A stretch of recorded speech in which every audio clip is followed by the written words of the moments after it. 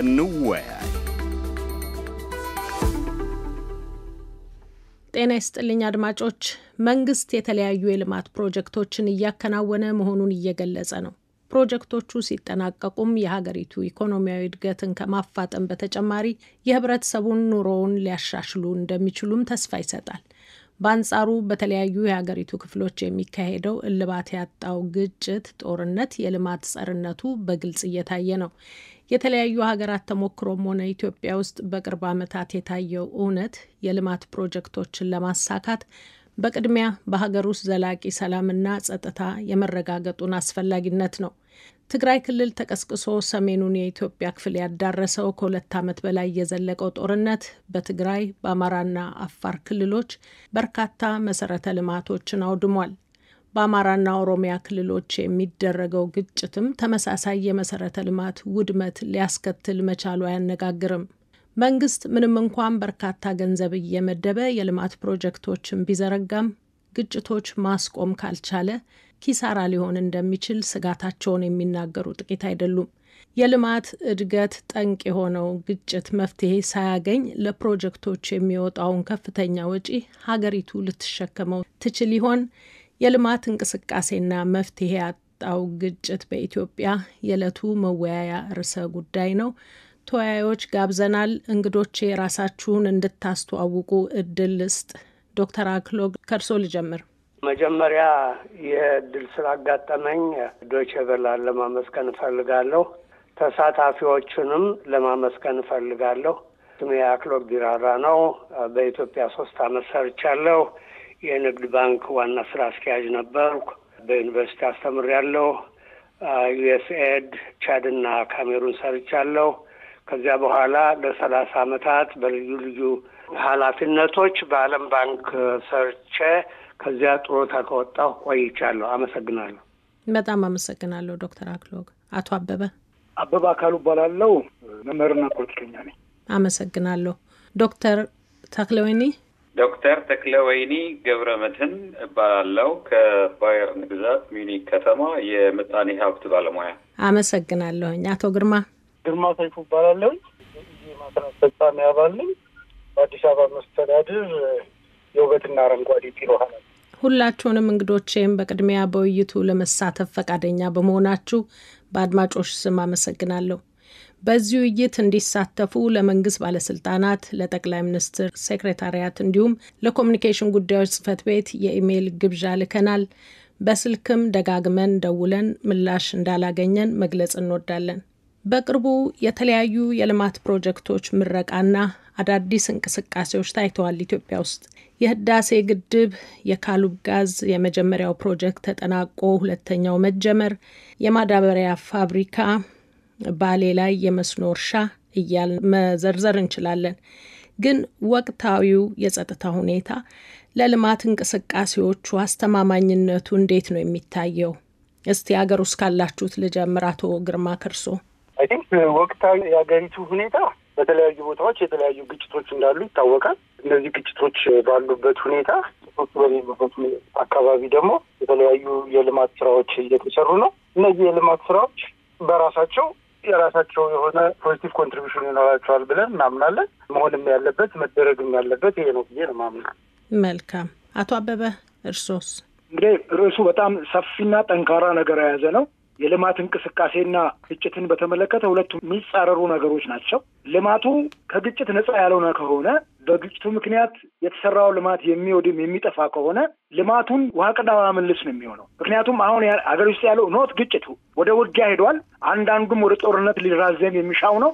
ያልተቋጩ ግጭቶች ብቻ ሳይሆኑ ገና ሊጀመሩ የሚታሰቡ ግጭቶች እንዳሉ ከኢትዮጵያ ወቅታዊ ፖለቲካ አንጻር ከመንግስትም አንጻር ጠቅላይ ሚኒስትሩን በፓርላማ በቀደም ዕለት ካደረጉት ንግግር አንጻር እየተመለከትን ነው ያለነውና ባለፈው ከህወሓት ጋር በነበረው ጦርነት ምን ያክል ትምህርት ቤቶች ምን ያክል መሰረተ ልማቶች እንደወደሙ እናያለን። አሁንም አማራ ክልል ጋር ከፋኖ ጋር በሚደረግ ውጊያ ምን ያክል መሰረተ ልማቶችና ትምህርት ቤቶች እየወደሙ የጤና ተቋማት እየወደሙ እንደሆነ እናያለን። በድሮንም በከባድ መሳሪያዎችም ጭምርና እነኚህ የሚያሳዩት የልማት እንቅስቃሴው ቢኖርም ግጭቶችና ውጊያዎች እስካልቆሙ ድረስ ልማቱን ተመልሶ የሚያፈርሱት ከሆነ ምን ያክል የአገር ሀብት እንደሚበላ እንደሚወድም ማሳየት መቻል ያስፈልጋልና ይሄን ዝም ብለን አልፈነው ምን ይላል? ልማቱ አስፈላጊ ነው። ልማት ስንል ትርጓሜውም ሁለንተናዊ ነው። ልማት የኢኮኖሚ ልማት፣ የፖለቲካ ልማት፣ የዲሞክራሲ፣ የጤና ተቋማት፣ የትምህርት ተቋማት፣ የቴክኖሎጂ፣ የባህል፣ የሰላም ልማት እነኚህ ሁሉ ልማት ናቸው። እነኚህ ተጋምደው ነው የሚሄዱት። ልማት ስንል አንድ የኢኮኖሚ ልማት ላይ ብቻ ዲፔንድ የምንሆን ከሆነ እሱ በጣም አስቸጋሪ ነው የሚሆነው። የሰላም ልማት ላይ ካልተሰራ እነኚህ የተሰሩት የልማት ስራዎች የኢኮኖሚ ልማቶች ሁሉ ቅድም እንዳልኩት ወደ ውድመት ስለሚሄዱ እኛ ሀገር ላይ አሁን ያሉ በየቦታው የሚታዩ ግጭቶች፣ ውጊያዎች፣ አሁን ደግሞ ወደ ጦርነት አዝማሚያ እየሄዱ ያሉ ነገሮች እስካልተቋጩ ድረስ መሬት ላይ የሚሰሩት ከፍተኛ የልማት ስራዎች ቢሆንም መጨረሻ ላይ በዚህ ግጭት የሚወድሙ መሆኑ ችግሩ የከፋ ነው የሚሆነው። ዶክተር ተክለወይኒ እርሶስ እንዴት ነው የሚያዩት? አመሰግናለሁ። እኔ የሚታየኝ ነገር ሰላም ከሌለ ልማት ብሎ ነገር አይታሰብም። አሁን ባለው ተጨባጭ ሁኔታ መንግስት የሚለውን እንሰማለን። ትርጉም ያለው ተጨባጭ የልማት ስራዎች ለእኔ ጎልተው የሚታዩኝ የሉም። ልማቱ ቀርቶ ሰላሙን እንኳን ማጽናት ያልቻለ አገዛዝ መኖሩን ነው የምረዳው። ሰላም ለኢትዮጵያ እጅጉን የሚያስፈልግ ኦክሲጅን የሆነበት ሰዓት ላይ እና ወቅት እንዳለን ነው የሚሰማኝ። አመሰግናለሁ። ዶክተር አክሎግ ብዙም ወንድሞቼ ከተናገሩት የተለየ ሀሳብ ለማቅረብ አልችልም። ለእኔ በጣም እንቆቅልሽ የሆነብኝ ልማትና እድገት በሚባልበት ጊዜ ኢትዮጵያ ከ1950ዎቹ ዓመታት ጀምሮ እስካሁን በእርዳታ የምትደገፍ አገር ናት። በዚህ መስፈርት ብቻ ስናየው ለምንድን ነው እንጂ ሀገር ሌላው ቀርቶ የምግብ ዋስትና ስኬታማ ለማድረግ ያልቻለች የሚለውን ጥያቄ ለማቅረብ ፈልጋለሁ። አመሰግናለሁ። መልካም። እንግዲህ እንደሚታወቀው የመንግስት የመጀመሪያ ስራው ሰላምና ጸጥታን ማስከበር ነው። ኦሮሚያ ክልል በግጭት ሲታመስ ከ6 ዓመት በላይ ሆነው። ከሰሜኑ ጦርነት ጋር ተያይዞ አማራ ክልል ጸጥታው ከደፈረሰ 3 ዓመት አለፈው። እንዲያም ሆኖ መንግስት በድርድር አሊያም ስልጣን በማጋራትም ይሁን በኃይል መፍትሄ ለማምጣት የተሳነው ይመስላል። ዶክተር ተክለወይኒ የእርሶን እየታጋሩን። መሰረታዊው ችግር የሚመስለኝ እኔ ፖለቲካዊ ጥያቄዎችን በጠበንጃ በኃይል መፍታት አይቻልም ነው። ከዛ ነው የሚጀምረው። ሰሞኑን የቀድሞ የኦህዴድ ባለስልጣናት ጡረታ ላይ የወጡት ሶፍ ዑመር ዋሻ ላይ ከአገዛዙ ጠቅላይ ሚኒስትር ጋር ተሰብስበው ሲናገሩ ቢያንስ አንዱ እንግዳ የጠቀሱት ይመስለኛል። ይሄ የቀድሞ የአዲስ አበባ ከንቲባ የኦሮሚያ ክልል አስተዳደር ፕሬዚደንት የነበሩት አቶ ኩማ ደመቅሳ ሰላም ከሌለ ምንም ነገር ማድረግ እንደማይቻል ለዘብ ባለ ጭውነት በተሞላበት መንገድ ገልጸውታል። ሰው ለምንድን ነው ጠመንጃ የሚያነሳው የሚለውን ሲያብራሩ አፈና ካለ መብቱ ካልተከበረ የግድ በተለይ የህልውና ጥያቄ ውስጥ የሚያስገባ ሁኔታ ከተፈጠረ ለመኖር ሲል የግድ ጠመንጃን ያነሳል። ያ ግጭት ይፈጥራል። መንግስት ደግሞ በጠረጴዛ ዙሪያ መፍታት ካልቻለ አሁን የምናየው ድምር ውጤት ላይ እንደርሳለን ማለት ነው እና እኔ የሚታየኝ በአጠቃላይ ስልጣን ላይ ያለው የብልጽግና አገዛዝ ሀገሪቷን እየመራበት ያለው የግጭት የትርምስ ማዕከል ያደረጋት ይመስለኛል። ትግራይን ማየት በቃ ቀላል ማሳያ ይመስለኛል። ትግራይ ቴክኒካሊ አሁን ባለው ሁኔታ ራሱ የኢትዮጵያ አካል ነች ወይ ብሎ ለማለት የሚያስቸግር ሁኔታ ነው የምናየው። ምክንያቱም ተወካዮች የሏትም። በፌዴሬሽን ምክር ቤትም፣ በተወካዮች ምክር ቤትም፣ በጸጥታ መዋቅርም፣ በፌዴራል ተቋማትም በማንኛውም መንገድ በህገ መንግስታዊ መንገዶች ከፌዴራል መንግስቱ የተገናኘች አይደለችም። የነበረውን ጦርነት እና ያስከተለውን ውድመትን ያው እንግዲህ እናውቀዋለን። ከዛም ሰፍቶ ቅድም እንደጠቀስሽው አጎራባች ክልሎች ጋር ገብቶ የፈጠረውን አጠቃላይ ሀገራዊ ቀውስን ማየት ይቻላልና መሰረታዊ የሆነው ችግር የፖለቲካ ጥያቄዎችን በጥይት በብረት በኃይል ልጨፍልቃቸው ሲል ማንኛውም አካል መንግስትንም ጨምሮ የሚፈጠር ቀውስ ነው ይሄ ሁሉ የሚፈጥረው የሚል እምነት ነው ያለኝ። አቶ ግርማ እርሶስ እንዴት ነው የሚመለከቱት? በእውነቱ ውይይቱ በልማትና ሰላም እያለን እየተወያየን ከሆነ አንድ ወንድሜ ሰላም የሚባል ከሌለ ልማት የለም የሚል ሁለቱን ኤክስክሉሲቭሊ እንትን የሚያደርግ ሰላም በጣም ጠቃሚ ነው ለልማት። ግን በተለያዩ አካባቢዎች ያሉ የሰላም እጦቶች እንደ አንድ ፋክተር ተወስደው በአገሪቱ ውስጥ ምንም ነገር መኖር የለበትም ወደሚል እንትን ጋር መውሰድ ግን ትክክል ነው ብዬ አላምንም። እንደሱ የሚል ነጥብ ተነስቷል ምናልባት? አዎ፣ ቀጥታ ሰላም በሌለበት እድገት የሚባል ነገር የለም ማለት። አሁን ለምሳሌ እኛ እንደ ሀገር ግጭት ያለባቸው ቦታዎች አሉ፣ ሰላም የሌለባቸው ቦታ ማለት ነው። እንደሞ ልማት ቢካሄድባቸው ቦታዎች አሉ። ስለዚህ ሳሙኤል ግጭት ሰላም እጦት ስላለ በዚህኛው በኩል እንትን መኖር የለበትም የሚል ኤክስክሉሲቭ የሆነ ነገር የምንነጋገር ከሆነ በተመሳሳይ ዌብ ውስጥ አይደለም ያለነው። የትግራይ ውክልናን በተመለከተ ሌሎች ነገሮች ከተመለከተ ከአጀንዳችን ውጪ ነው የሚሆነው። አጀንዳችን እሱንም ያካትት ከተባለ የተለያየ ፕላትፎርም ነው መነጋገር ያለብን እና አሁን የምንነጋገረው ይቻላል ወይ ሰላም በሌለበት ሁኔታ ልማት ማምጣት ይቻላል ወይ ነው። ሁለንተናዊ እድገት ምናምን በሚሉት ሁኔታዎች ላይ በዴፊኒሽን እንደዚህ አይነት ጉዳዮች ላይ እንነጋገር ከተባለ የፖለቲካ ውይይት መሆኑ ይቀርና ኢንተሌክቹዋል ዲስከሽን ይሆናል። እሱን የማርታ ሴን መጽሐፍ ይዘን እንከራከራለን። መልካም ዶክተር አክሎግ እርስዎ ምን ይላሉ? ከእርስዎ ቀድመው ባሉት ተናጋሪዎች ሀሳብም አያይዘው። እሺ አመሰግናለሁ። እኔ አንድ ዘገባ ለማቅረብ ፈልጋለሁ። ወርልድ ጀስቲስ ፕሮጀክት ዘ ግሎባል ሩል ኦፍ ሎ ኢንዴክስ የሚለውን ብትመለከቱት ይጠቅማል አሁን ስለምንወያይበት ጉዳይ የሚል እምነት ነው ያለኝ። ይኸውም የሚለው ምንድነው? ልማት ከሰብአዊ አገልግሎት ጋር ከኑሮ ውድነት ጋር አብሮ የሚሄድ ስለሆነ እነሱን ልጥቀሳቸው። አንድ የመንግስት ፍጹማዊ የሆነ የበላይነት ምንም ድርድር የማያከብር እንደዚህ የሚል ነው። ሁለተኛው ጉቦና ሙስና ስር ከሰደደ የሚል ነው። ሶስተኛው የሰብአዊ መብቶች ተከበሩ አልተከበሩም የሚል ነው። አራተኛው የዜጎች ሰላምና እርጋታ አለ ወይንስ የለም። አምስተኛው የመንግስት የልማት እድገት አያያዝ እና የባጀት ፈሰስ ምን ይመስላል? በቅንጦት ቅድም አቶ ግርማ ሲናገሩ የነበረው ኦፍኮርስ በቅንጦት የሚውሉ እድገትን የሚያሳዩ ነገሮች መኖራቸውን የሚያሳይ ነው። ስድስተኛው የህግ የበላይነት አለ ወይስ የለም የሚል ነው። ሰባተኛው የፍትህ ሁኔታ ምን ይመስላል የሚል ነው። ስምንተኛው የውንብድና መስፋፋት አለ ወይንስ የለም የሚሉ በጥቅሉ ከነዚህ ከ143 ዓመቶች አገሮች መካከል ኢትዮጵያ 132ኛ ናት ይላል። ስለዚህ በልማት በኩል ያለው በእድገት በኩል ያለው አሉታዊ ሁኔታ ምን ይመስላል የሚለውን ስመለከት ዓለም ባንክ ያቀረበውን ላቅርብና እደመድማለሁ። ዓለም ባንክ ስለ ድህነት ዘገባ በደንብ አሴስ አድርጓል። አቶ ግርማ እንድትመለከተው አደራ እልሃለሁ። ዓለም ባንክ የሚለው ከ1219 ዓመተ ምህረት ወዲህ ኢትዮጵያ ድህነቷ እየተባባሰ ሄዷል ይላል። እንዴ አንድ ሀገር ልማት አለ እድገት አለ ከተባለ እኮ ድህነት ይቀንሳል ማለት ነው። የኢትዮጵያ ሪቨርስ ነው። ይሄን ቆቅልሽ እንዴት ይገለጻል? የኮሪዶር ልማት መኖሩ ምንም የሚካድ አይደለም። ህዳሴ ግድብ ስኬታማ መሆኑ የሚካድ አይደለም። ግን በአብዛኛው ድህነት ቀንሷል አልቀነሰም የሚለው ነው።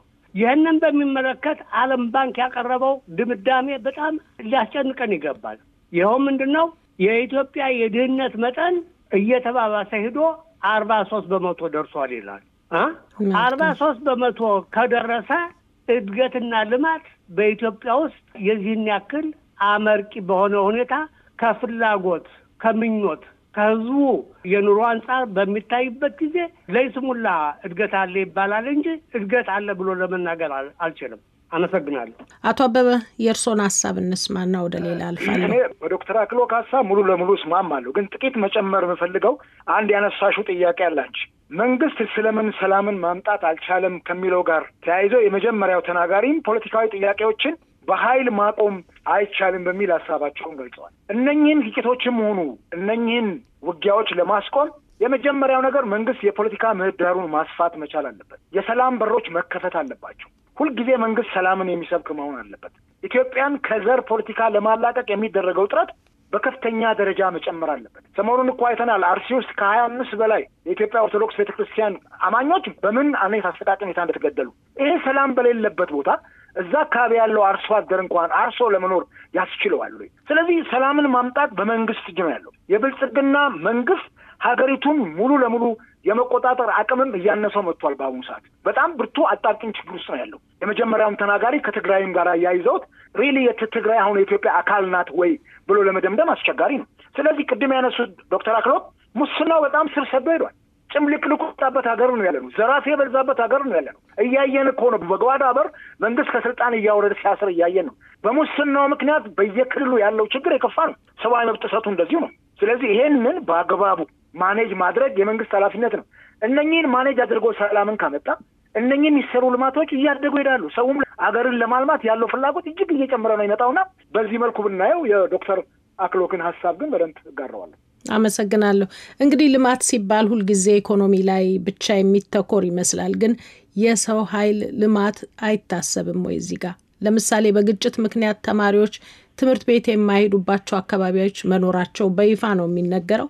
እንግዲህ መስራት የሚችል ኃይል ሊወጣ የሚችለው ከትምህርት ቤቶች ነው። የጤና አገልግሎት ተደራሽነትም ሌላው ችግር ነው። ከሚካሄደው ልማት ጋር ይሄ እንዴት ነው የሚታረቀው? አቶ ግርማ እስቲ የእርስዎን ሀሳብ አሁን ይስጡኝ። አሁን እየተነጋገርን ያለ ነው ያው የእነዚህ የዓለም ባንክ ያወጣቸው ሪፖርቶች ኢትዮጵያ ውስጥ ድህነት የለም ምናምን የሚል ነገር የለም። ወንድሜ አበበ ያነሳቸው ሙስና እና ሌሎች እነዚህ እንትን የሚያደርጋቸው ነገሮች የሉም እየተባለ አይደለም፣ አሉ። ስለዚህ እነዚህ ነገሮች አሉ፣ ግን ሌላ ደግሞ ነገር ምንም የለም ስለዚህ ማለት አይቻልም። አሁን አንቺ ያነሳሽው ሰውዬ በ3 ሚሊዮን ወይም ከዛ ቢላይ 7 ሚሊዮን ልጆች ከትምህርት ገበታቸው ላይ ተፈናቅለው እየተማሩ አይደለም፣ ግን ከ30 ሚሊዮን በላይ ተማሪዎች ደግሞ አሉ። ስለዚህ 7 ሚሊዮን ተማሪዎች ትምህርት ገበታቸው ላይ አለመገኘታቸው ያማል፣ በጣም ያሳምማል። ይሄንን ለመቀየር መስራት ይኖርብናል። እዚህ ላይ ምንም ድርድር አያስፈልግም። ግን 30 ሚሊዮን በላይ ተማሪዎች እየተማሩ መሆኑን ደግሞ መካድ አይቻልም። 7 ሚሊዮኖቹን እንዴት ወደ ትምህርት ገበታቸው እንመልሳቸው በሚለው ጉዳይ ላይ መነጋገር መወያየት ይቻላል። በእኔ እምነት ይህንን እንዴት እናድርገው የሚለው ነገር ላይ ውይይትም ወደፊትም እንትን ይፈልጋል ብዬ ነው ማመን። መልካም ዶክተር አክሎግ። አዎ ወንድሜ ይኸውልህ እንዲያው በጣም እኔ አንዳንድ ጊዜ ችግሩን በደንብ አድርገን ካልተረዳ ነው መፍትሄ ልናገኝለት አንችልም። 7 ሚሊዮን ማለት እኮ የአንድ አገር ህዝብ ማለት ነው አቶ ግርማ። ይሄ 7 ሚሊዮን ወጣት ወደፊት ምን ይሆናል ብለን መገምገም ይኖርብናል። አንዱ የብልጽግና ፓርቲ የዲቨሎፕመንት ፖሊሲ ግድፈት ጥቂቶች ሀብታም ከሆኑ ጥቂቶች ከተማሩ ግድ የለም የሚል እኔ ያን አልቀበልም። በአሁኑ ወቅት ሌላው የሚለውን አይደለም። የተባበሩት መንግስታት ድርጅት ያቀረበውን ዘገባ ብናየው 72% የሚሆነው የኢትዮጵያ ህዝብ መልቲ ዳይሜንሽናሊ ፑር ነው ይላል። መልቲ ዳይሜንሽናል ማለት ወይ በጤና ወይ በትምህርት ወይም በውሃ ወይም በመጠለያ ድሃ ነው ማለት ነው። ይሄ ግዙፍ ህዝብ እኮ ማለት ነው። ስለዚህ ይህንን መሰረታዊ ችግር ልንፈታው የምንችለው ምንድን ነው? ኢትዮጵያ እንኳን ሚድል ኢንካም ካንትሪ ለመሆን ቅድም ያልኩትን ላጠናክር እፈልጋለሁ። አገሪቱ ወደ ኋላ እየሄደች ነው የሚለው ዓለም ባንክ በድህነት በኩል። ሌሎችን አገሮች እናመጣጥ ናቸው። ፓኪስታን 37% ነው። ህንድ 16% ነው። ዲሞክራቲክ ሪፐብሊክ ኦፍ ኮንጎ በቀውስ የተበከለች ሀገር 60% ነው። ኢትዮጵያ 72% ለምን ሆነች ብለን መጠየቅ ይኖርብናል። ስለዚህ ብልጽግና የሚለው እንዲያውም አስደናቂ ልማት አለ የሚል እንትን በጣም ይዘገንነኛል። ኢትዮጵያ ሁልጊዜም በጦርነት የኖረች ሀገር ነው ይላሉ። እንዴ ኢት ሜክስ ኖ ሴንስ። በጦርነት የኖረች ሀገር ከሆነች ሰላም ያስፈልጋታል ማለት ነው። ሰላምና እርጋታ ከሌለ ሰው እንደ ልቡ ሞቢሊቲ ከሌለው ከአንድ ቦታ ወደ አንድ ቦታ ለመሄድ የሚችል ካልሆነ ለመልማት አይቻልም። በመጨረሻ ለመጠቆም የምፈልገው ለምሳሌ አንድ ቦታ ላይ የመኸር እርከኑ በጣም ከፍ ብሏል እንበል። ለምሳሌ ባሌ ወይም ኦሮሚያ። ኢትዮጵያ እንደ ሀገር ያነ ብዙ ምርት ያለበት አካባቢ ከዚያ አካባቢ ወደ ሰሜኑ ወደ ትግራይ መጓጓዝ የሚችልበት እድል አለው መጠየቅ ይኖርብናል። እኔ የሚዘገንነኝ ጦርነትን በጦርነት ሁሉን ነገር በጦርነት ብቻ ነው የማስተዳድረው የሚል መንግስት ሰምቼ አይቼ አላውቅም።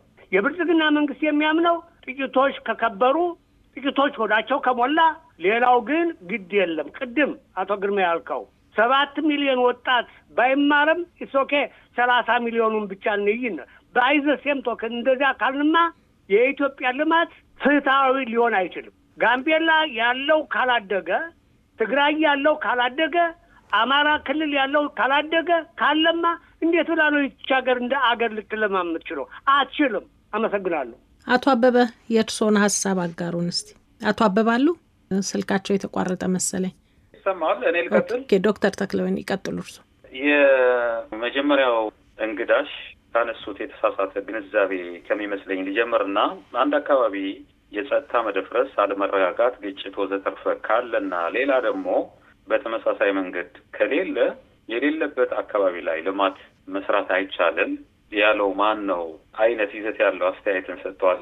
እኔ የተሳሳተ ግንዛቤ ይመስለኛል ይሄ ከመነሻው ለሰላምም ለልማቱም ለመጥፎም ለደጉም ማለት ነው። ምክንያቱም አንድ አካባቢ ያለ ችግር እዛው አካባቢ ላይ ተወስኖ እንደማይቀር ከትግራዩ ጦርነት እኮ በቀጥታ ማየት ይቻላል። ቀደም እንደጠቀስሽው አንቺ ከመግቢያሽ በትግራይ ላይ የተጀመረው ጦርነት አጎራባች ክልሎቹ ጋር ደርሶ ያስከተለውን ውድመት አይተናል እና በመጥፎም በጥሩም አንድ አካባቢ የሚወሰን አንድ ነገር እንደሌለ ግንዛቤ ውስጥ ማስገባት ጠቃሚ ይመስለኛል። ከዛ ባሻገር እኔ መጥቀስ የምፈልገው በቅርቡ የወጡት ሪፖርቶች አሉ። እንግዲህ የብልጽግና ጠቅላይ ሚኒስትሩ የእናት መቀነት ብለው የሚገልጿቸውን ዓለም አቀፍ አበዳሪ ተቋማት እንደ ዓለም ባንክ፣ እንደ ኢንተርናሽናል ሞኔታሪ ፈንድ IMF እና የአሜሪካ መንግስት ያወጧቸው ተከታታይ ሪፖርቶች አሉ። በግልጽ የሀገሪቱን ተጨባጭ ሁኔታ በብዙ ነገሩ በዝርዝር የፈተሹ ሪፖርቶች ናቸው። የአሜሪካው መንግስት እንኳን ብንወስድ የአመታዊ የካንትሪ ሪፖርት ወደ 20 ምናምን ገጽ ያወጡት እነዚህን አሁን የምንወያይባቸውን ጉዳዮች በስፋት ዘርዝረዋል። የሰላም ጉዳይን ዘርዝረዋል፣ የጸጥታ ጉዳይን ዘርዝረዋል፣ የዜጎች የመዘዋወር ነጻነትን በሚመለከት ዘርዝረዋል፣ ሰብአዊ መብቶችን፣ ግጭት ወዘተ ወዘተ። ማጠቃለያ ድምዳሜው አይደለም የሀገር ሊያድግ ቀርቶ የአሜሪካ ቀጥተኛ የደህንነት ስጋት ምንጭ የሆነ መምጣቱን ነው ድምዳሜያቸው ያስቀመጡትና በአጠቃላይ እኔ ሳጠቃልለው ሰላም የብዙ ነገሮች መሰረት ነውና ሰላሙ የሚከበርበትን መንገድ አተኩሮ እንደ መስራት በዋናነት ደግሞ የፖለቲካ ጉዳዮችን በሰላማዊ በህጋዊ መንገድ በጠረጴዛ ዙሪያ ውይይት በድርድር ነው የሚፈቱት። ያን ነገር ካልተደረገ የሚሰራ የልማት ስራ እንኳ ቢኖር በተነጻጻሪ ሰላም አለባቸው የሚባሉት አካባቢዎች የጦርነት የግጭት አድማሱ እያሰፋ ሲሄድ የሚወድም ነው የሚሆነው ማለት ነው እና ትርጉም አይኖረውም። እና አጠቃላይ ዝርዝር ነገሮቹን ዓለም አቀፍ ተቋማቶችም እየነገሩን ያሉትን እንግዲህ የሚዋሹበት ምክንያት የላቸውም እና ጥሩ ማሳያ ይመስሉኛል ለማለት ነው። አመሰግናለሁ። አቶ አበበ ተመልሰዋል መሰለኝ። ይሰሙኛል? አዎ ተመልሻለሁ። አዎ ይሰማኛል። ሀሳቡን የእርሶን አስተያየት እንስማ። እዚህ ላይ ከሰው ሀብት ጋር ተያይዞ ቅድም ያነሳሽው አለ። አዎ ወንድሜ አቶ ግርማ ወደ 7 ሚሊዮን ተማሪዎች ከትምህርት ገበታቸው ላይ መናጠባቸውን አንስቶ 30 ሚሊዮን እየተማሩ ናቸው ነው። እነኚህ 7 ሚሊዮን የተናጠቡት አማራ ክልል ላይ ነው። የክልሎችን እኩል የሆነ እድገት አያቀጭጭም ወይ? በዚህ ጉዳይ ክልሎች የሚያነሳቸው ጥያቄዎች ወደፊት እየከፉ አይመጡም ወይ? ከዚህ ባሻገር ለምንድን ነው ዓለም አቀፍ ተቋማት ያወጡትን ብቻ የምናየው? እኛ የምንኖረውንም እኮ ኑሮ ልነግራችሁ ይገባል፣ ሊታወቅ ይገባል። ሁልጊዜ ጠቅላይ ሚኒስትሩ እድገታችን ሚራክል ነው ይሉናል እና ሚራክል ከሆነ ቅድም ከኔ በፊት የተናገሩት ተናጋሪ መኖር አለብን። ዶክተር አክሎክም እንዳሉ ማህበረሰቡ የዕለት ጉርስን እንኳን ሸፍኖ መኖር መቻል አለበት። ማን ይጠላል ሚራክል እድገት ሚራክል ልማት ይመጣ? ሰሞኑን እንዲያውም በነበራቸው እንትን የሰማይ መስኮቶች ተከፍተዋል ነው ያሉት። ምን እንደሚዘምልን ባናውቅም እና አንዳንድ ጊዜ ስብከት የሚመስሉ የልማት እንቅስቃሴዎች አሉ ተብሎ የሚገለጸው ነገር እኛ ካልኖርንበት እጃችን ላይ ካላየ ነው የኢትዮጵያ ሕዝብ ከችግር አረንቋ ውስጥ ካልወጣ ከልመና ካልተላቀቀ በምግብ ራሱን ካልቻለ የቱ ጋር ነው ሚራክል የሆነ ልማት ያለው? ከዚህ አንጻር ሰላሙ ከምንም በላይ ነው። የሰው ሀብት ልማት ደግሞ እጅግ ከፍተኛ። ሰው ማለት እኮ አገር ነው። አገር ማለት ሰው ነው። ስለዚህ የሰው ሀብት ላይ በአግባቡ ሰርተን ያለንን የሰው ሀብት በአግባቡ ይህን ህዝብ ወደ ስራ ማስተማራት ካልቻል፣ ወጣቱን ትውልድ አስተምረን አገሪቱን በልማት እንዲመራ ካላደረግ ነው ሰላምና እንትንን አረጋግተንለት ወጣቱን ካልመራ ነው ነገ ምንድን ነው ሀገር የምትሸከመው? በርካታ ስራ አጦች፣ በርካታ ችግር የሚፈጥሩ፣ በርካታ ውንብድና የበዛበት ህይወት ነው የሚፈጠረው። ስለዚህ ይሄንን ግምት ውስጥ በማስገባት በሰው ሀብት ልማት ላይ ትልቅ ስራ መሰራት መቻል አለበት። ከዚህ በዘለለ ክልሎች እኩል እድገት ያስፈልጋቸዋል። አንዱን ክልል ከአንዱ ክልል ካበላለጥን የዘር ፖለቲካው ኢትዮጵያን ካመሳት በላይ እንደገና ይሄ ደግሞ በልማት አንዱ ወደ ኋላ አንዱ ክልል ሲቀር አንደኛው ሲያድግ ይሄ የሚፈጥረው ልዩነት ጉራማይሌ አካሄድ ሀገሪቱ ውስጥ የሚፈጥረው ያልተረጋጋ ሁኔታ ከፍተኛ ነው የሚሆነውና ይሄንን በደንብ ማየት ተገቢ ነው የሚል እምነት አለኝ። አመሰግናለሁ። ኢትዮጵያ ካሳለፈችው የታሪክ ሂደት በመነሳት የሚከናወኑ የልማት እንቅስቃሴዎች እየገነቡ የማፍረስ ወይም እያፈረሱ የመገንባት አይነት ድካም ነው የሚሉ ወገኖች አሉ። እናንተስ ምንድን ነው የምትሉት? ምንስ መደረግ አለበት? ዶክተር ተክለወይኒ። በብዙ ሀገሮች የሚታይ ኮመን ችግር ነው። ለምን እንደሆነ አላውቅም። በመጥፎም በጥሩም የሚነሱ በደካማ ጎንም በጥንካሬም የሚነሱ ካለፉት ስርዓቶች በብዙ ነገሮች ፈትሾ ጥንካሬዎቹን ይበልጥ እንደማስቀጠልና ድክመቶቹን ፈትሾ እንደማስተካከል አፍርሶ መገንባትን እንግዲህ የተለመደ ሆኗል በአገራችን ብለን ማጋነን አይሆንም። ይሄ መጥፎ ባህል ነው። አንድ ስርዓት የፈለገው ስርዓት ይሁን እንደው ትንሽ ነገር በአዎንታዊ መንገድ ሊገለጽ የሚችል አይጠፋውም። አጠቃላይ መፍትሄ የሚሆነው እንግዲህ አንደኛ አገራዊ መግባባትን በመፍጠር እንደዚህ በስልጣን ተንገብግበው ጥላቻን ወዘተርፈን እንደ ስልጣን መቆናጣጫ መሰላል መወጣጫ አድርገው የሚጠቀሙትን እድል በማሳጣት ንቃተ ህሊናው ከፍ ያለ ልሂቅና ህዝብ በመፍጠር ጥሩ ነገሮችን በማስቀጠል ሊስተካከሉ ሊታረሙ የሚችሉትን ደግሞ በማስተካከል መሄድ የሚቻል ይመስለኛል። ፍላጎቱ የለም ነው ችግሩ። ፍላጎቱ ካለ የሚቻል ነገር ይመስለኛል። ነገር ግን ሰፊ ነገር ነው። እንግዲህ ለመተንተን ጊዜ ሊያጥርብን ይችላል። ይሄን ያክል ማለት በቂ ይመስለኛል። አመሰግናለሁ። አቶ አበበ ይሄ የገነቡ ማፍረስ ያፈረሱ መገንባት በእርግጥ ጊዜውን ጠብቆ ፈርሶ መገንባት የሚገባው ነገር ካለ ለሀገር ልማትና ለሀገር ጥቅም ይሆናል። ምንም ችግር የለም። ፕሮግራም አድርጎ ከህዝቡ ስሜትና ኑሮ ጋር አጣጥሞ መፍረስ የሚገባቸው ቦታዎች ፈርሰው ወይም መቆም የሚገባቸው ነገሮች ቆመው መቀየር የሚገባቸው ነገሮች መቀየር ምንም እንትን የሚል ነገር አይደለም። ነገር ግን የሚመጣው መንግስት ሁሉ የባለፈውን ስርዓት ጥላቻ ስላደረበት ብቻ ሁሉም ነገር አፍርሶ ሮም በአንድ ቀን አልተገነባችምና በአንድ ቀን እንገንባ የሚለው አካሄድ ግን ቶታሊ ሮንግ ነው። ይሄ ነው አሁን እኛ ሀገር ላይ እየታየ ያለው። መንግስታት ከዚህ ቀደም ያኖሯቸው የገነባቸው ነገሮች እነሱን እየተጠቀምን መሄድ አለብን። ከዚህ በተረፈ የህዝብን ስሜት ማድመጥ ተገቢ ነው የሚሆነው። ዛሬ ኢትዮጵያ በድህነት ውስጥ ያለች ናት። አንድ ነገር አፍርሰን አንድ ነገር ስንገነባ የሚገነባው ነገር ከፈረሰው ነገር በተሻለ ህዝቡን ማኖር ይችላል ወይ? ሰው ላይ ነው የምንሰራው። ሰው እኮ ነው ትልቁ የአንድ ሀገር ሀብት ትልቁ ሰው ነው። አለዚያ እኮ ምድረ በዳ ናት ከሰው ውጭና ፈርሶ የሚሰራው ስራ የፈረሰው ነገር ከሚለማው የተሻለ እንትን ካለው ቆም ብሎ ማሰብ ተገቢ ነውና ይሄ አያስኬድም። በደንብ አድርገን ነው ይሄን ማጣጣም ያለብን። ሁለተኛ መንግስታት በመጡ ቁጥር ከዜሮ እንጀምራለን ነው የሚሉት። ህወሓት ኢህአዴግም ሲመጣ ከዜሮ ነው የጀመረው። የሀገሪቱ ካዝና ባዶ ነው ይለናል። ባዶ አይደለም። በጣም በሚሊዮን የሚቆጠር ህዝብ አለ። ያ ሀብት ነው። አሁን ብልጽግናም ሲመጣ እንደዚህ አይነት ነገር ምንም አልነበረም። እንዲሆኑ ኖ ህዝብ አለ፣ የአገር ሀብት አለ። አገሪቷ አፈሯ ውስጥ ሆዷ ውስጥ በጣም ብዙ ሀብት አላት። አውቶ መጠቀም ነው። ቴክኖሎጂውን ኤክሰርሳይዝ እያደረጉ ምሁራንን በማስተማራት አገሪቱ ያላትን የተፈጥሮ ሀብት መጠቀም ነው። ትልቅ አንጥሮ ሀብት አላት መሬት። ትልቅ አንጥሮ ሀብት አላት በከርሰ ምድር ውስጥ በጣም ውድ የሆኑ ማዕድናት። እነኚህን ትውልዱ የሚጠቀምበትን ሜካኒዝም መፍጠር ነው። ዛሬ አይተን እንደሆነ ትግራይ ላይ ወርቅ በኮንትሮባንድ ዶላር ጭምር ገበያ ላይ ናጥፋ ሳይጨቅ ገበያ ላይ እነኚህ ነገሮች በዚህ መልኩ የሚወጡ ከሆነ ስርዓት ካልያዙ ስርዓት አልበኝነት እየሰፋ ነው ይመጣው። እሱ ደግሞ አገር የበለጠ ያፈርሳልና መንግስት ሙሉ ለሙሉ አገሪቱን የመቆጣጠር አቅሙን በደንብ አድርጎ ማደራጀት አለበት። አለዚያ ወደ ውይይት ወደ ድርድር መምጣት ነው ግጭት ካለባቸው አካላት ጋርና ይሄን ማድረግ ነው እንጂ ዝም ብሎ በማፍረስ ብቻ የሚካሄድበት አካሄድ ህዝብን ያላማከለ ሲሆን እጅግ አደገኛ ነው የሚሆነው። አመሰግናለሁ። አቶ ግርማ የእርስዎን ሀሳብ እንስማ። አቶ ግርማ መስመር ላይ ኖት? ዶክተር አክሎግ የአቶ ግርማ ስልክ የተቋረጠ መሰለኝ። ይቀጥሉ እርስዎ።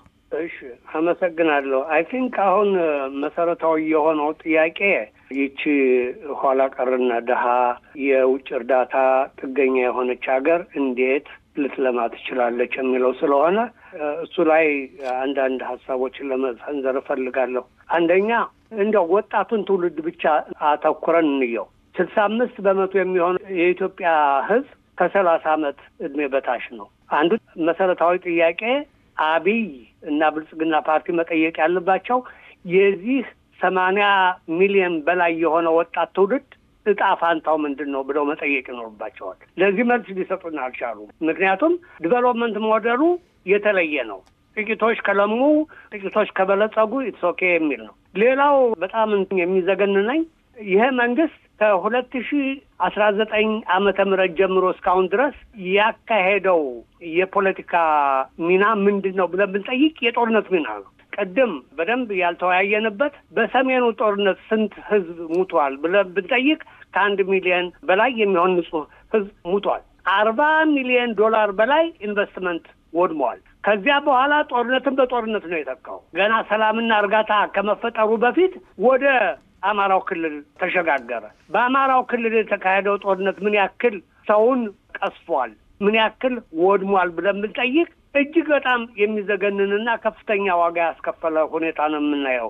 ይሄ ገጽታ ባለበት ሁኔታ ስርዓቱ በምንም አይነት እስካልተቀየረ ድረስ የኢትዮጵያ እጣ ፋንታ ሊቀየር የሚችል አይመስለኝም። በመጨረሻ ግን አንድ ቅድም ሸዋዬ በደንብ የጠቀሽው እንትን አለ ያለፈውን እያፈረስን ለመገንባት እንሞክራለን የሚለው አንድ ምሳሌ ላቅርብ እንዴት ተከታታይነት በጣም ወሳኝ እንደሆነ።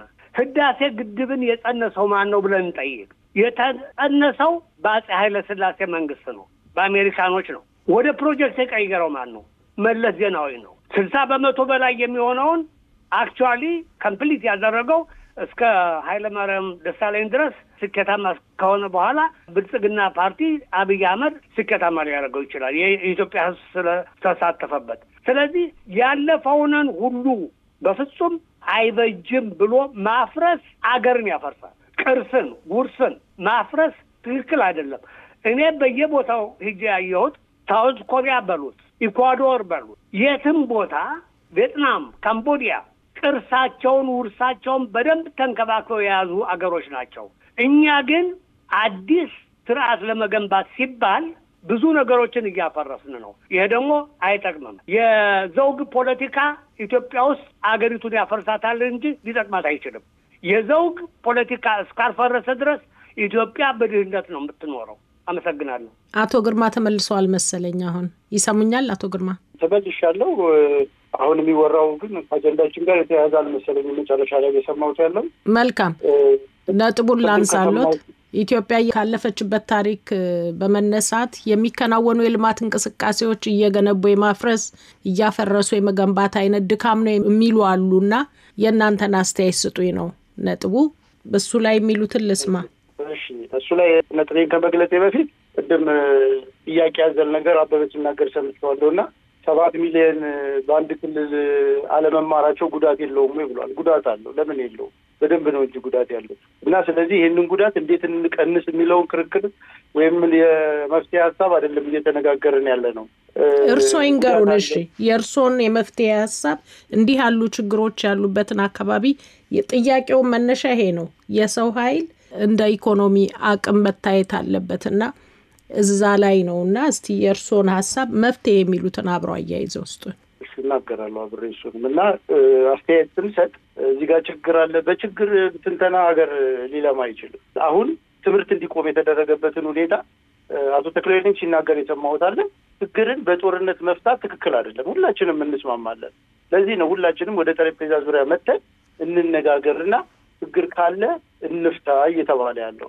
ስለዚህ ናሽናል ዳያሎግን እየገፉ አዘሴም ታይም ደግሞ ጦርነት ትክክል አይደለምም የሚሉ አስተያየቶች እዚህ እየተባለ ነው አላልኩኝም። ችግራችንን ይፈታል ብዬ አላምንም። ስለዚህ ማንኛውም መሳሪያ ያነሳ አካል ወደ ውይይት መምጣት አለበት። ወደ ውይይት መምጣት አለበት ሲባል ደግሞ ኢቭን መሳሪያውን ይዞ ለጊዜው መሳሪያውን ከመጠቀም ብቻ አቁሞ ወደ ውይይት መጥቶ ሌሎች ጥያቄዎችን ሁሉ ቀጥሎ ልጆችን ወደ ትምህርት ቤት እንዲሄዱ መፍቀድ ይኖርበታል። ከዛ ውጪ እዚህ ጋር ያሉ ተማሪዎች ትምህርት እየተማሩ አይደለም ብሎ ሌሎችን ከትምህርት ቤት ማስወጣት አይቻልም። አቶ አክሎግም 7 ሚሊዮን እኮ ማለት የአንድ ሀገር ህዝብ ነው ምናምን ብሏል። 30 ሚሊዮን ማለት ደግሞ የ3 ሀገር ህዝብ ማለት ነው። ስለዚህ እንደዚህ አይነት ኮምፓሪዝኖችና ቁጥሮች፣ የቁጥር ጋጋታዎች ለሀገር ሶሉሽን የሚሆኑ አይደለም።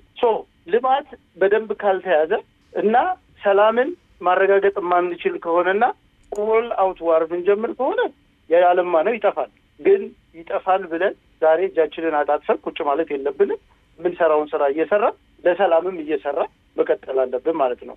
ሰላም እስኪመጣ ድረስ ልማት ይቁም የሚል አስተሳሰብ በሊትሬቸርም ያለ አይመስለኝም። የተሟላ ሰላም የሚባለው ግን ሁሉም ዘንድ ይገኝ ዘንድ ሁሉም ጥረት ማድረግ አለበት በሚለው ላይ ነው አተኩረን መስራት ያለበት። ከዛ ውጪ ቅድም መግቢያ ላይ እንደተናገርሽው የመንግስት ኃላፊዎች ብልጽግናዎች ምናምን ተጠርተው አልመጡም። ስለዚህ ባልመጡበት ዲፌንድ በማያደርጉበት እንትን አይ ቲንክ አንዳንዶቹ እንትኖችን ሲወረውሩ እኔ የብልጽግና አባል አይደለሁም፣ እኔ የኢዜማ አባል ነኝ። የኢዜማ ፖሊሲ ከዚህ ጉዳይ ላይ ምንድን ነው የሚል ጥያቄ ካላችሁ ጠይቁኝ። መልካም፣ እነሱን እንግዲህ መጋበዜን ተናግሬያለሁኝ። አሁንም እደግመዋለሁ። ከጠቅላይ ሚኒስትር ጽህፈት ቤት ሴክሬታሪያት እንዲሁም የኮሚኒኬሽን ጉዳዮች ባለስልጣናት ጋር ኢሜይል ልክ ያለው ስልክ ደውያለሁ። ኮሚኒኬሽን ጉዳዮች ባለስልጣናት ጋር ስልክ አልተነሳም። ለዚህ ነው ያልቀረቡት። ሀሳቦች ግን አይነሱም ማለት አይቻልም። ወደ ማጠቃለያው ሲሄድ በግጭት አውድ ውስጥ ልማትን እውን ማድረግ ይቻላል ወይ ነው ዋነኛው ጥያቄያችን። የልማት እድገት ጠንቅ የሆነው ግጭት መፍትሄ ሳይገኝለት ለፕሮጀክቶች የሚወጣውን ከፍተኛ ወጪ ሀገሪቱ ልትሸከም ትችላለች ወይ ምን መደረግ አለበት?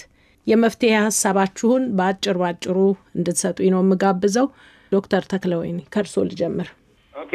ከዛ በፊት ትርማት ከኔ በፊት ሲናገሩ የነበሩት እንግዳሽ አቶ የሚል አገላለጽ ተጠቅመዋል። ማረም አለባቸው። መከባበር ጥሩ ስለሆነ እኔና ሌላኛው እንግዳውን ማለቴ ነው ዶክተር አክሎግ ወደ ማጠቃለያው ስመጣኔ ሰላም ከሌለ ምንም ነገር የለም ብያለሁ። መሰረታዊ ቅድመ ሁኔታ ነው አይደለም። ስለ ልማት ስለ ህልውናው ራሱ ሰው ጥያቄን ማንሳት የሚጀምርበት ለመኖር ሲል ደግሞ የግድ ማድረግ የሚኖርበትን ትግል ማድረግ የሚገደድበትን ሁኔታ ነው የሚፈጥረው የሚል መነሻ ነው የምወስደው እና ሰላም ከሌለ ልማት የለም ማለት አይደለም።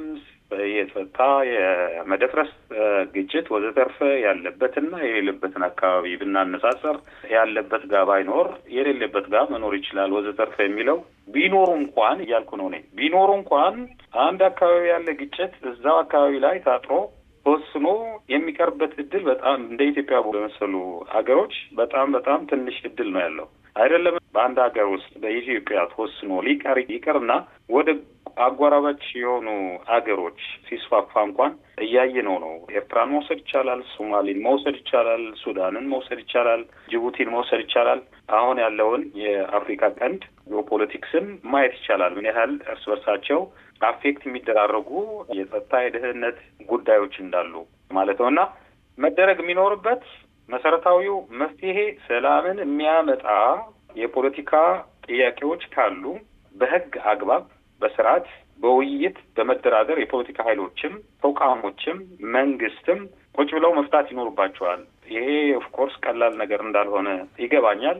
ነገር ግን መደረግ ያለበት ነገር እንደሆነ ነው እኔ የማምነው ማለት ነው። ያን ነገር ካልተደረገ ግን አይደለምና ስለ ልማት ልናወራ የሀገሪቷ ህልውና ራሱ ለእኔ በጣም ከባድ ጥያቄም ልብ ውስጥ እንዳለ ነው የሚሰማኝ። እንዲህ ብዬ ልጨርሰው። አመሰግናለሁ። ሸዋዬ በጣም አመሰግናለሁ። አቶ አበበ ዶክተር ተክለወይኒም አስቀምጠውታል።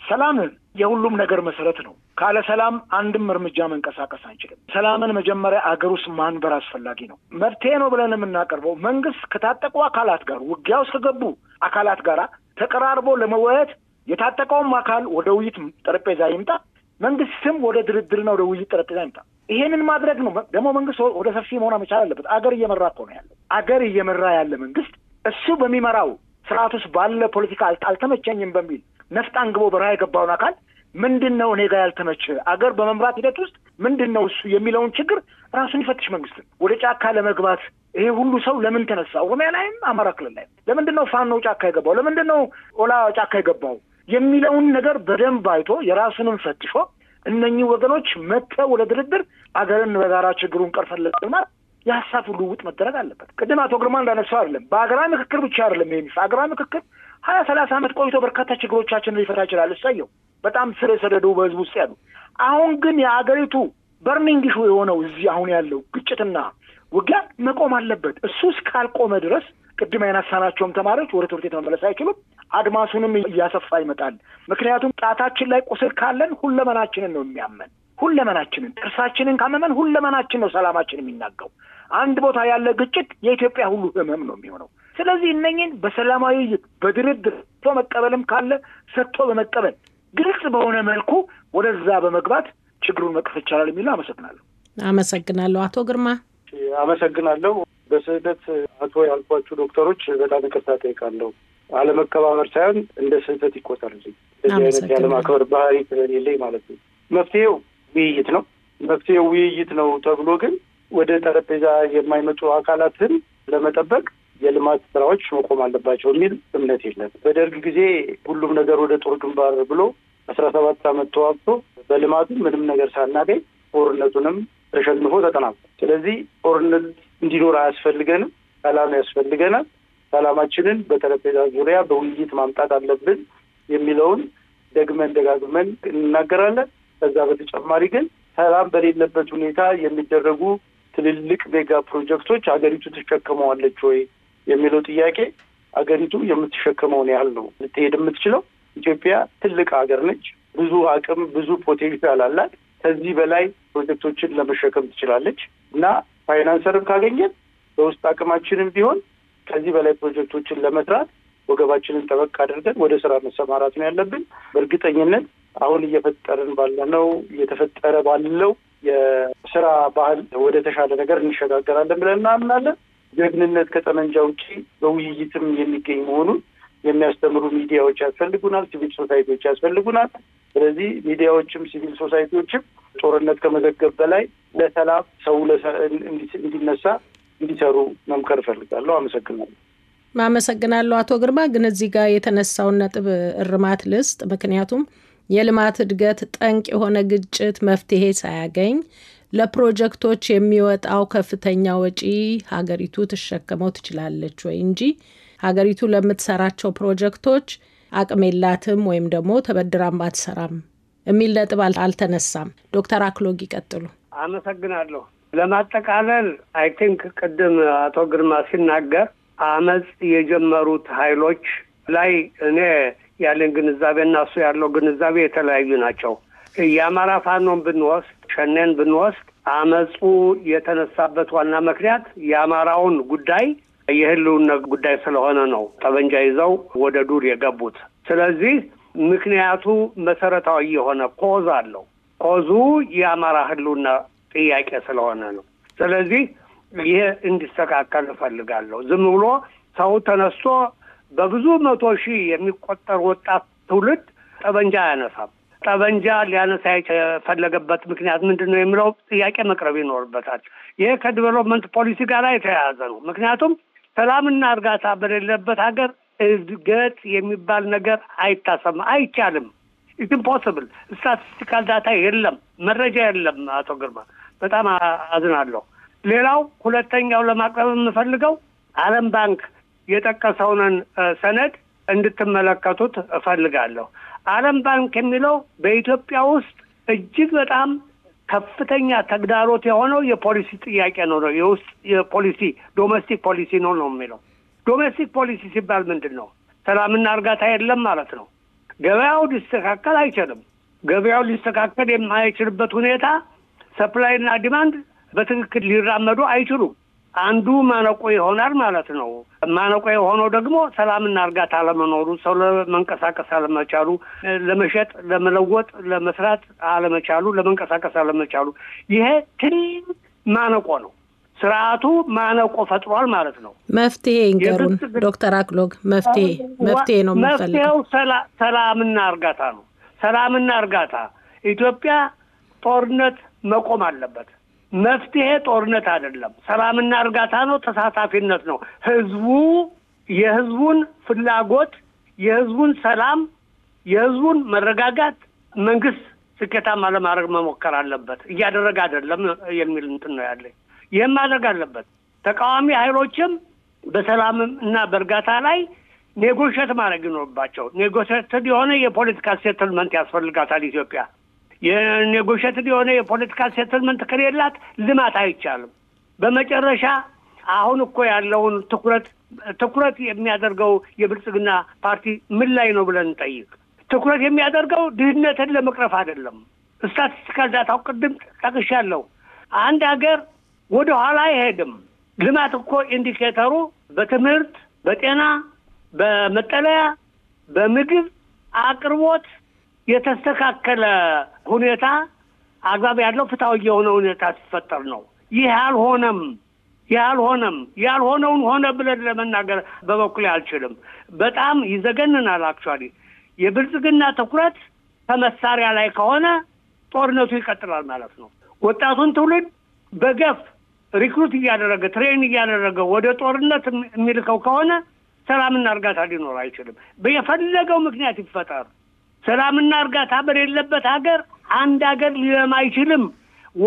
ኢትዮጵያ መጠየቅ ያለብን ኢትዮጵያ ብዙ አመታት እርዳታ ካገኘች በኋላ ለምንድን ነው የምግብ ዋስትና የሌላት ብለን መጠየቅ ይኖርብናል። የህዝቡ ስንፍና አይደለም፣ የስርዓቱ መበከል ነው። አመሰግናለሁ ሁላችሁንም ለጊዜያችሁና ለጠቃሚ አስተያየታችሁ። በድጋሚ በዚህ ውይይት እንዲሳተፉ ለመንግስት ባለስልጣናት፣ ለጠቅላይ ሚኒስትር ሴክሬታሪያት እንዲሁም ለኮሚኒኬሽን ጉዳዮች ጽህፈት ቤት የኢሜይል ግብዣ ልከናል። በስልክም ደጋግመን ደውለን ምላሽ አለማግኘታችንን መግለጽ እንወዳለን። ጤና ይስጥልኝ። አመሰግናችኋለሁ። ለጊዜያችሁ እግዚአብሔር ይስጥልኝ። ሰላም አምሹ።